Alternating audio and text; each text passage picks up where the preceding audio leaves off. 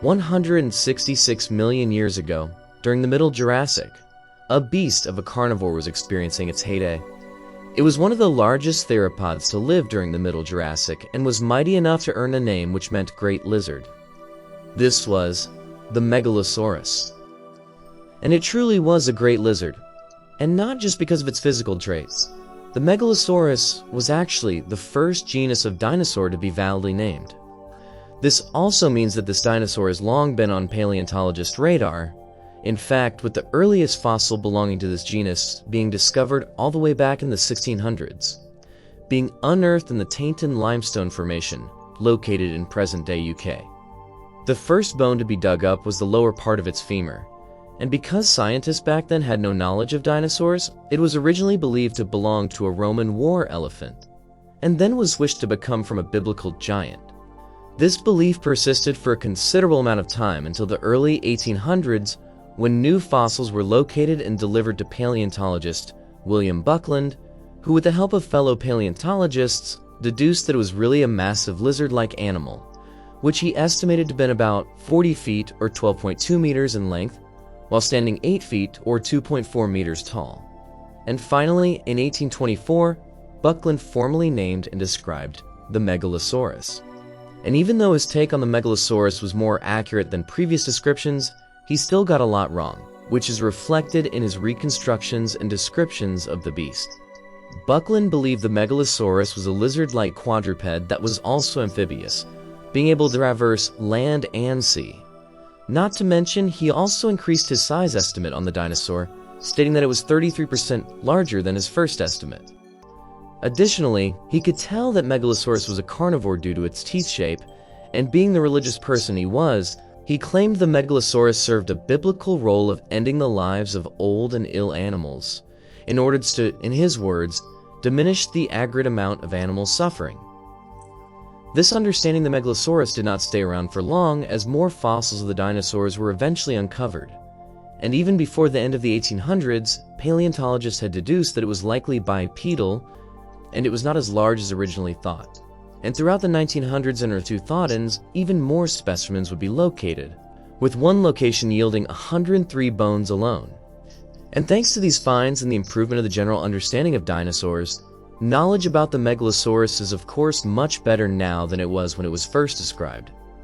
As of today, there is only one true Megalosaurus species, Megalosaurus bucklandi.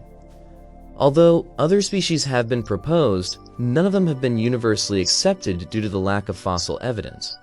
And the Megalosaurus bucklandi also suffer from this lack of fossil evidence because despite the considerable amount of specimens found, there is still a lot more of it missing, with the vertebrae and skull bones being extremely scarce, meaning that its physical appearance is not quite certain.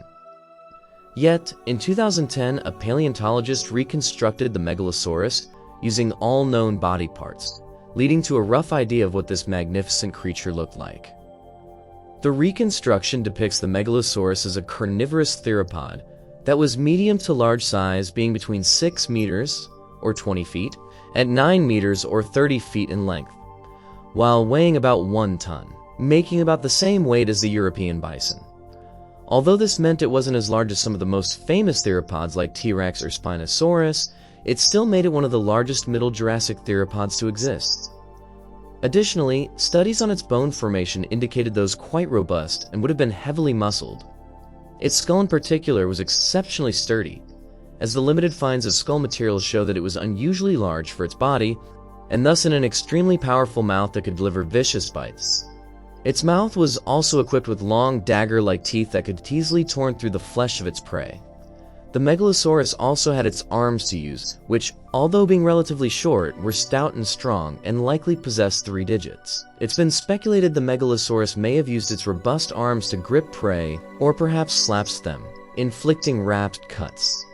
Meanwhile, its legs, while also being well built, were not as robust as the legs of some of its relatives, like the Torvosaurus, to which the Megalosaurus was closely related. Both of these two theropods belong to family Megalosauridae, aptly named after the Megalosaurus. This family included 9 members, all of which were quite primitive when compared to later theropods and were characterized by lower and longer schools. They also had a wide distribution throughout the Earth. However, the Megalosaurus itself solely inhabited present-day England. Other proposed species of Megalosaurus have been found outside of England, yet none can be confidently referred to as Megalosaurus. 166 million years ago, England was drastically different than it was today, being lush and tropical. And the Megalosaurus lived in an area that appears to have been dominated by ferns and ginkgos. It was also situated close to the waters, and some Megalosaurs appeared to have lived on islands as well. Its habitat was extremely rich in life, which was also very diverse. Other dinosaurs lived alongside the Megalosaurus, included the sauropods Cardiodon and Pseudosaurus, as well as Stegosaurus. It's thought that the Megalosaurus preyed both on the sauropods and the stegosaurs, yet despite its efficient weaponry, hunting wasn't always easy for the Megalosaurus, as fractured bones have been seen in Megalosaurus specimens that were likely inflicted by herbivores. Other theropods also coexisted with Megalosaurs, specifically Iliasuchus, Croxytalos, and Sphetospondylus.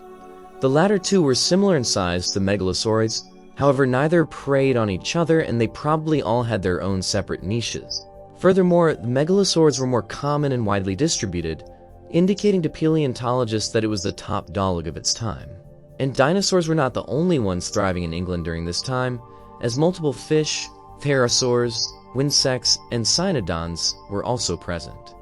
It's possible a Megalosaurus may also have hunted these non-dinosaur animals, yet no concrete evidence of this has been discovered. Yet, overall, the Megalosaurus is truly an amazing and important dinosaur whose discovery is a monumental landmark in paleontology. And hopefully this animal starts to get the recognition it deserves and appear more in paleo media.